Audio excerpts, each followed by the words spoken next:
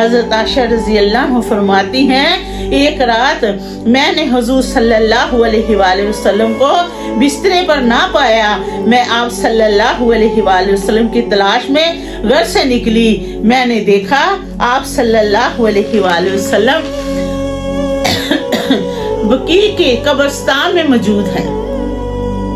آپ صلی اللہ علیہ وآلہ وسلم کا سر مبارک آسمان کی طرف اٹھا ہوا ہے۔ حضور صلی اللہ علیہ وآلہ وسلم نے مجھے دیکھ کر فرمایا، کیا تمہیں اس بات کا اندیشہ ہے کہ اللہ تعالیٰ اور اس کا رسول تمہاری حق تلفی کریں گے؟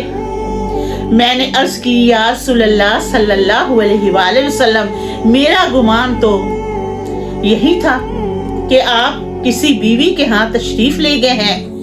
حضور صلی اللہ علیہ وآلہ وسلم نے فرمایا، اللہ تعالیٰ آدی شبان کی رات میں دنیا کے آسمان پر جلوہ فرما ہوتے ہیں، نبی بنی کلب کی بکریوں کے بالوں کے شمار سے زیادہ لوگوں کو بخش دیتا ہے۔ رسول صلی اللہ علیہ وآلہ وسلم نے فرمایا، عائشہ یہ کون سی رات ہے؟ عائشہ رضی اللہ نے فرمایا، اللہ تعالیٰ اس کا رسول بخوبی واقف ہے۔ حضور صلی اللہ علیہ وآلہ وسلم نے فرمایا، یہ نصف شبان کی رات ہے، اس رات میں دنیا کے اعمال، بندوں کے اعمال اوپر اٹھائے جاتے ہیں، ان کی پیشی بارگاہ رب العزت میں ہوتی ہے۔ اللہ تعالیٰ اس رات بنی کلب کی بکریوں کے بالوں کی تعداد میں لوگوں کو بخش دوزخ سے آزاد کرتا ہے۔ کیا تم عائشہ آج کی رات مجھے عبادت کی آزادی دیتی ہو؟ حضرت عائشہ رضی اللہ عنہا نے عرض کی، ضرور۔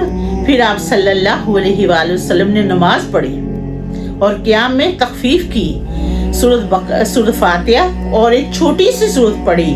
پھر آپ آدھی رات تک سجدے میں رہے، پھر کھڑے ہوئے اور دوسری رکعت پڑھی، پھر اور پہلی رکعت کی طرح قرات فرمائی، چھوٹی سورت پڑھی، پھر آپ سجدے میں چلے گئے۔ یہ سجدہ فجر تک رہا، میں دیکھتی رہی، مجھے یہ اندیشہ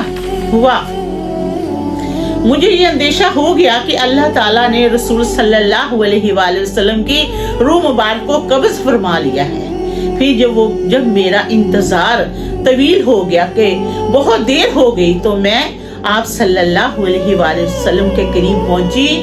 میں نے حضور صلی اللہ علیہ وآلہ وسلم کے تلوے مبارک کو چھوا تو حضور صلی اللہ علیہ وآلہ وسلم نے حرکت فرمائی۔ میں نے خود سنا کہ حضور صلی اللہ علیہ وآلہ وسلم سجدے کی حالت میں یہ الفاظ فرما رہے تھے، جس کا ترجمہ یہ ہے